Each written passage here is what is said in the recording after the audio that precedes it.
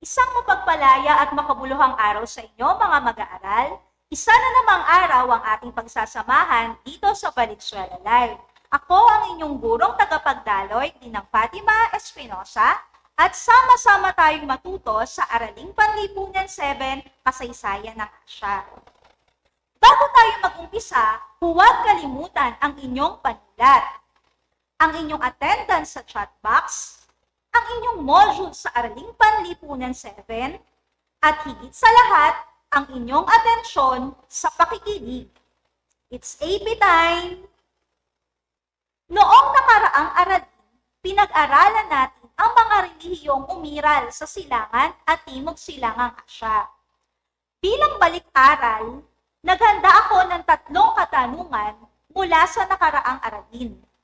Bibigyan ko kayo ng 5 segundo, alamin ang mga relihiyong aking tinutukoy, at i-type lamang ang inyong sagot sa comment section. Para sa unang bilang, ang relihiyong ito ay nakabatay sa buhay at turo ni Kristo. Timer starts now.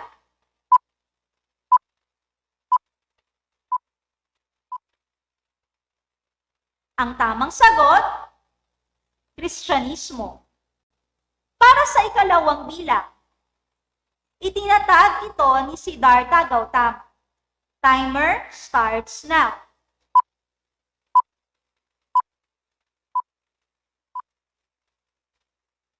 Ang tamang sagot, Budismo.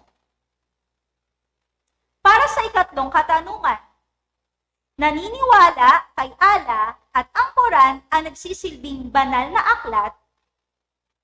Timer starts now.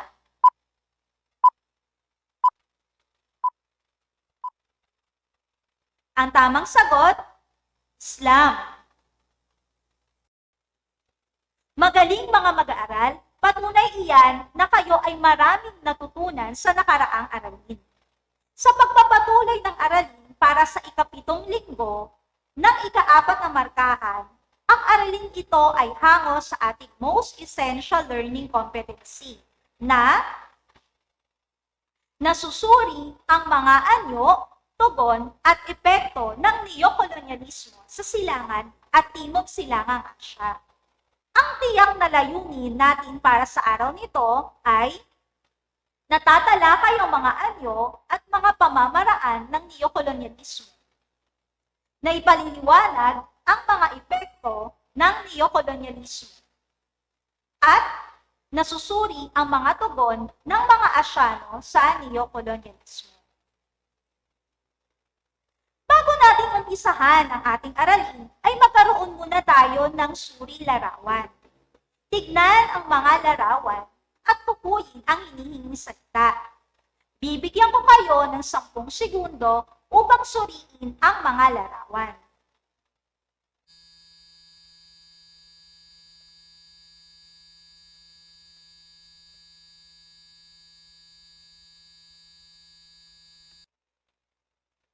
Ano kaya tinutukoy ng mga larawang ito?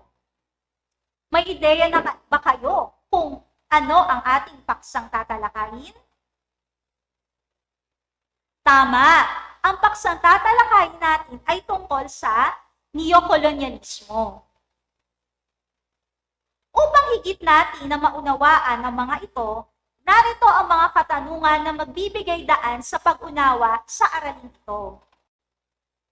Una, ano ang pinagkaiba ng kolonyalismo sa neokolonyalismo? Ikalawa, ano ang mga anyo at epekto ng neokolonyalismo?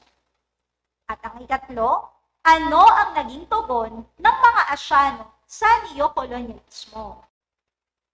Maraming mga bansa ang nagkaroon ng kasarinlan pagkatapos ng ikalawang digmaang pandaigdig. Nagwakas ang sistemang kolonyalismo sa paglaya ng maraming mga bansa. Ngunit, tunay nga ba silang naging malaya?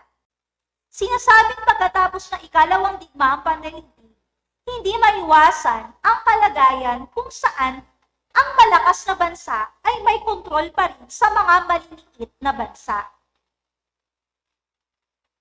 masasabing may kontrol pa rin ang malalakas na bansa sa mahihinang bansa sa ibang aspeto o anyo. Ito ang tinatawag na neokolonyalismo. Ano ba ang neokolonyalismo? Ang neokolonyalismo ay hango sa mga salitang neo, mula sa salitang Griego, na makabago, kolonyalismo, tuwirang pananakop ng isang malakas na bansa sa isang mahinang bansa. Sa makatuwid, ang neokolonyalismo ay bagong paraan ng kolonyalismo sa pamamagitan ng pagkontrol sa buhay, pampolitika at pang-ekonomiya ng isang maunlad na bansa sa hindi maunlad na bansa. Ang mga bansang US at Japan ay larawan ng neokolonyalismo sa mga bansa sa Asia, lalo na sa larangan ng ekonomiya at kultura. Ano nga ba ang mga anyo ng neokolonyalismo? Maraming pamamaraan ang ginamit kung saan naimpluwensyahan tayo ng mga dating mananakop sa maraming taon. Nariyan pa rin ang pakikialam ng mga bansang nananakop sa mga bansang lumaya na. Ano ang pinagkaiba ng neokolonyalismo sa kolonyalismo? Ang kolonyalismo ay paraan ng pananakop kung saan gumamit ng dahas sa pamamagitan ng direktang okupasyon ng militar.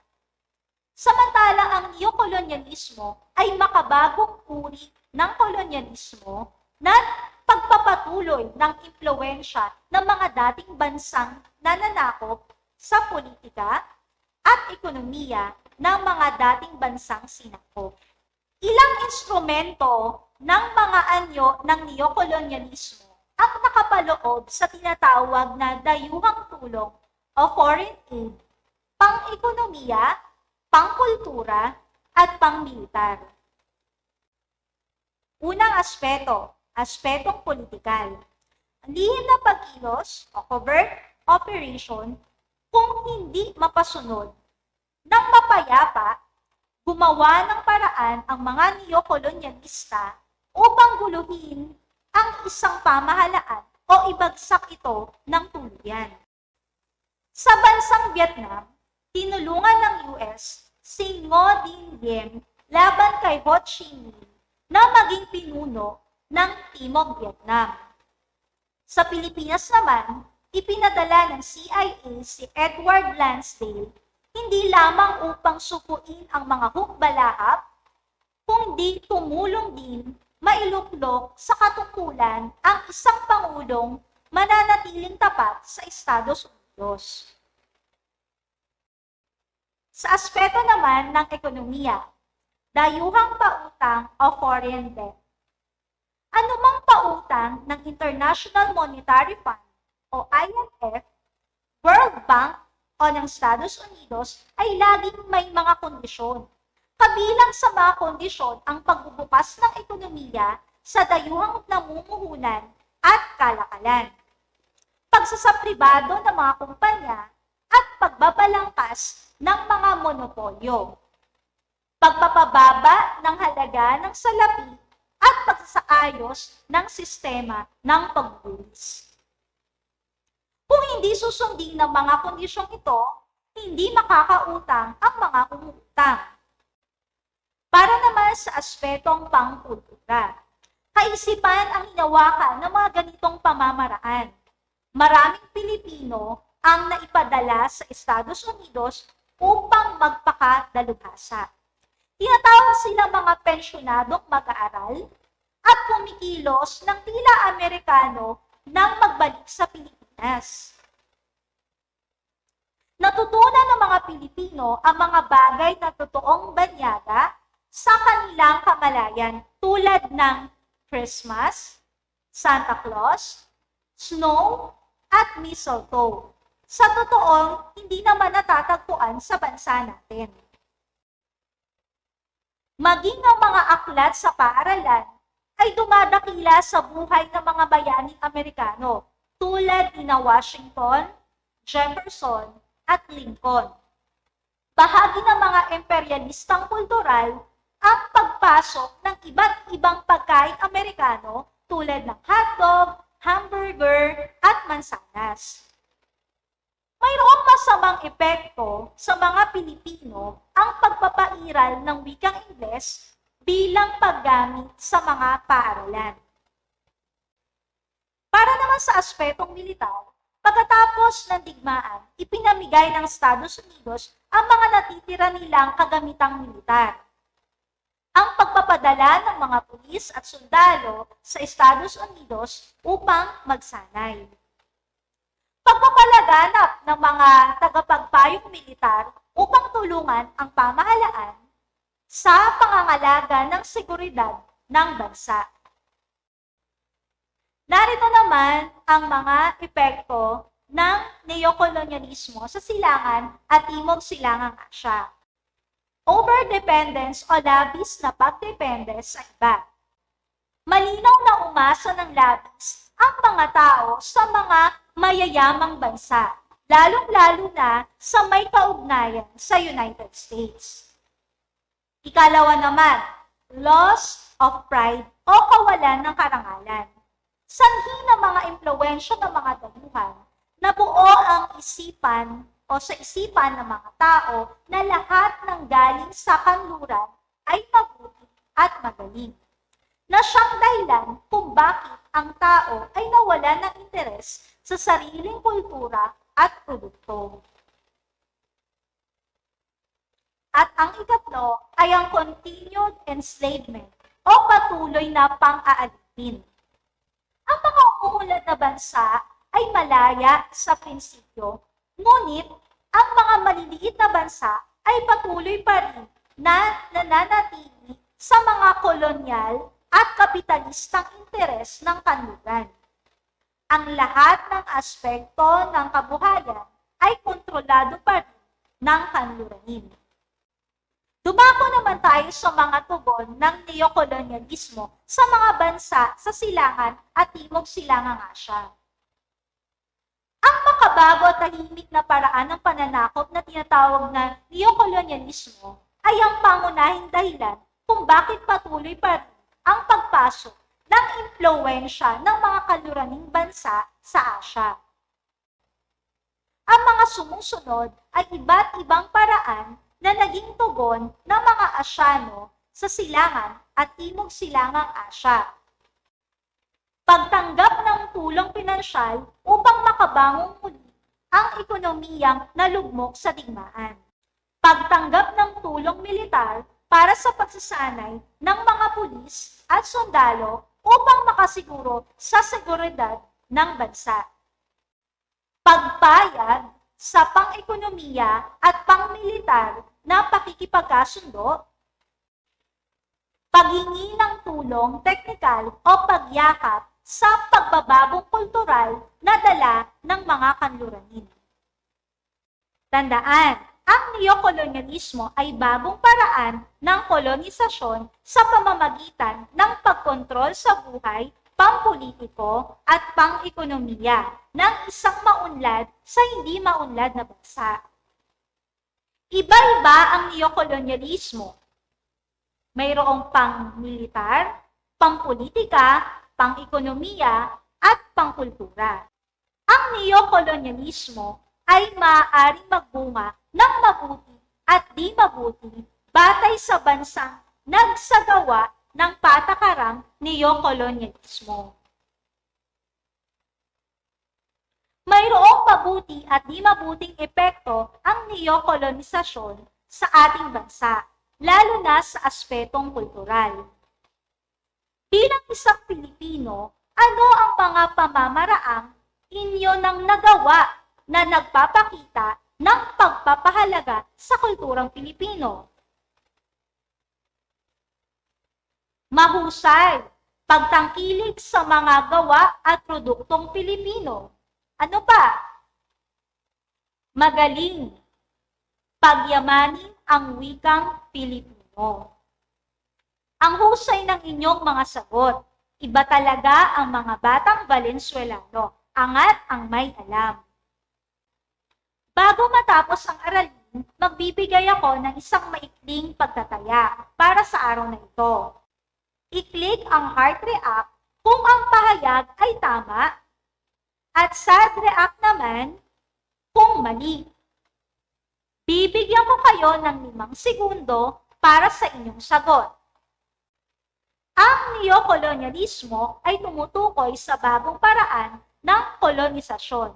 Timer starts now.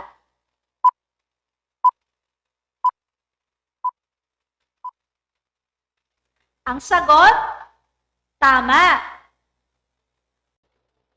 Para sa ikalawang bilang, sa ilalim ng neokolonyalismo, maraming restriksyon ang ipinatupad ng mga bansang kolonyalismo. Timer starts now.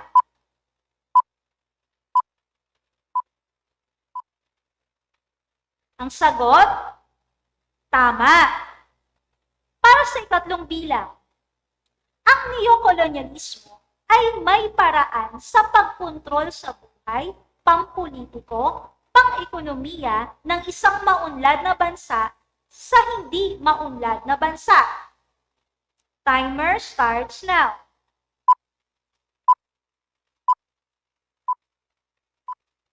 Ang sagot, tama. Para sa ika-4 na bilang, ang neokolonyalismo ay mabuti at di mabuting epekto sa lupang sakop. Timer starts now.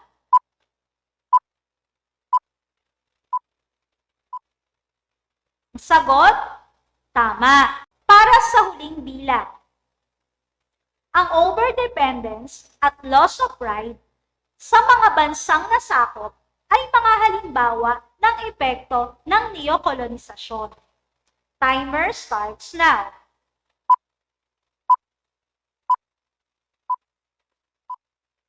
Ang sagot, tama. Mahusay ang inyong mga pagsagot, grade 7.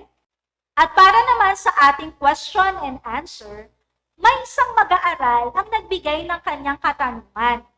Ang katanungan niya ay, paano nakaapekto ang bagong paraan ng kolonyalismo tulad ng sa paraang pangkultura? Magandang katanungan yan. Malaki ang epekto ng neokolonyalismo lalo na sa aspetong kultural sa pamamagitan ng pagtatangkilik sa kultura ng ibang bansa na impluwensyahan ng mga ito ang kaisipan, paniniwala, at pati na rin ang pag-uugali. Naway nasagot ko ang inyong mga katanungan, mga bata. Kung hindi ko man nabasa at nasagot ang inyong mga katanungan, ay huwag kayong mag-alala. Dahil maaari naman itong mabigyan ng kasagutan ng inyong guro sa araling panlipunan sa pamamagitan ng follow-up discussion. Para naman sa inyong takdang aralin, sagutan ang gawain mula sa inyong learning modules. Gumawa ng isang sanaysay, pumili ng isa at talakayin. Una, walang bansa ang makapag-isa. Ang ikalawa naman ay ang sariling pagkakakilanlan ay nawala dahil sa kulturang dayuhan. At dito nagtatapos ang ating aralin para sa araw na ito. Magkita-kita ulit tayo para sa panibagong kaalaman at tatalakayin natin sa susunod na araw. Dito lamang sa ating Valenzuela Live. Maraming salamat sa inyong aktibong pakikinig. Muli, ako si Ginang Fatima Espinosa mula sa Lawang Bato National High School. Paalam!